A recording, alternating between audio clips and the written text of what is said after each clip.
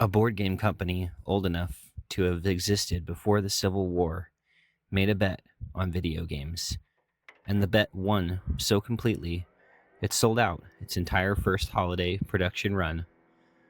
2 years later, that same win helped end 124 years of independence. The company was Milton Bradley. The console wasn't the one that killed it. Another empire, another case. Here's what really happened. Milton Bradley had been making games since 1860. By the time it entered programmable video games, the company was nearly 120 years old. One of the biggest names in American board games, the maker of the Game of Life, Twister, and Yahtzee. In 1977, the company found unexpected new life in electronics. Simon, an electronic memory game, became a genuine phenomenon, and by 1980, it was Milton Bradley's best-selling product. Electronics weren't a threat to this company. They were where the growth was. In November 1979, Milton Bradley released the Microvision, designed by an engineer named J. Smith. It was the first commercially released handheld video game system whose games could be changed by swapping cartridges, a genuine first, arriving a full decade before the Game Boy. The engineering underneath it was stranger than most people realize. Unlike later cartridge consoles, the Microvision did not keep its processor in the machine.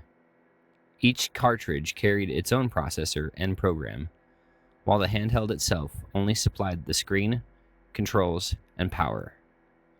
That design had a real cost.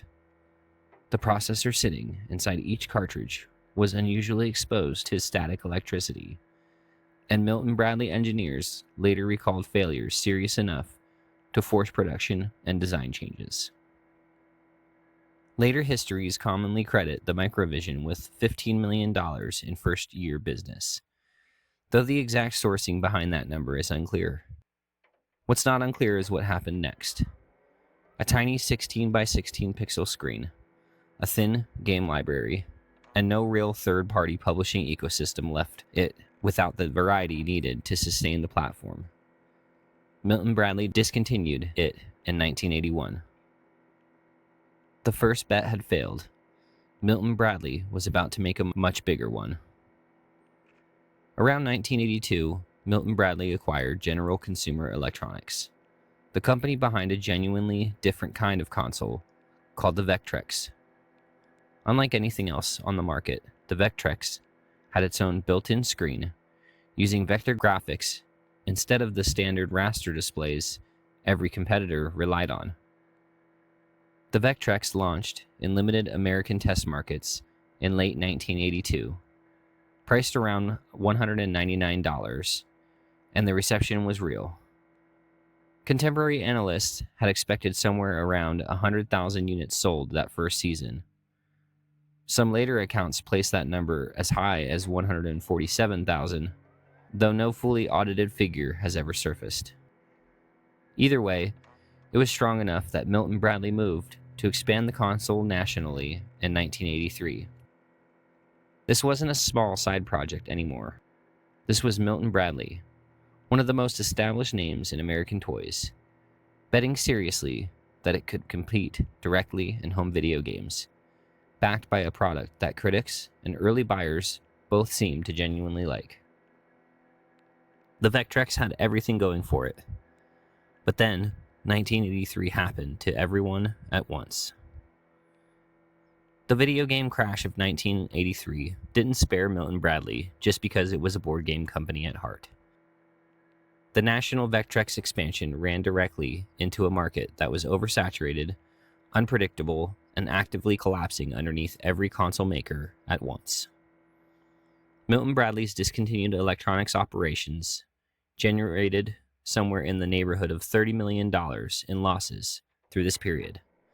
Some accounts put the figure as high as $31.6 million. In early 1984, the company shut the operation down entirely, discontinued the Vectrex, and canceled the color screen successor that was already in development. This was happening while the rest of Milton Bradley was also under real strain.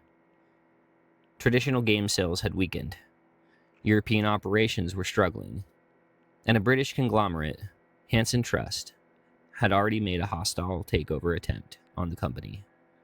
One Milton Bradley had successfully fought off, but not without leaving the company looking vulnerable to whoever might try next.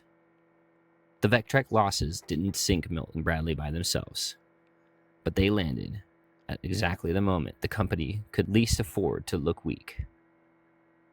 With Hanson Trust's failed bid still fresh and unidentified investors quietly accumulating Milton Bradley stock, the board made a deliberate choice. Rather than wait for another hostile approach, Milton Bradley agreed to a friendly sale to Hasbro in May 1984, finalized that September for $360 million in cash and securities. It's worth being precise about what this was and wasn't. This wasn't a hostile takeover.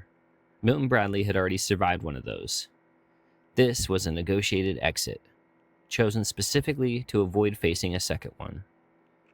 The resulting company, Hasbro Bradley, immediately became large enough to challenge Mattel for the position of the largest toy company in the world. 124 years of independent history, ended not by the Vectrex alone, but by a company that entered the 1980s strong, made a genuinely bold bet on a new medium, got caught in an industry-wide collapse it had no way to see coming, and made the strategic choice to exit on its own terms, rather than risk losing control on someone else's. Jay Smith, the engineer behind both the Microvision and the Vectrex, explored a color screen successor to the Vectrex after the rights reverted to him. That project never shipped, eventually giving way to a very different handheld years later, one built by a company that had watched exactly this kind of platform rise and fall before committing to its own. Milton Bradley didn't fail because it misunderstood video games. It built two genuinely innovative pieces of hardware, one of them a real first, arriving a decade ahead of its time. It failed because the industry itself broke in 1983, at the exact moment the company's boldest bet needed room to grow. Sometimes the difference between an empire and a footnote isn't the idea, it's the year the idea happened to launch. Another empire?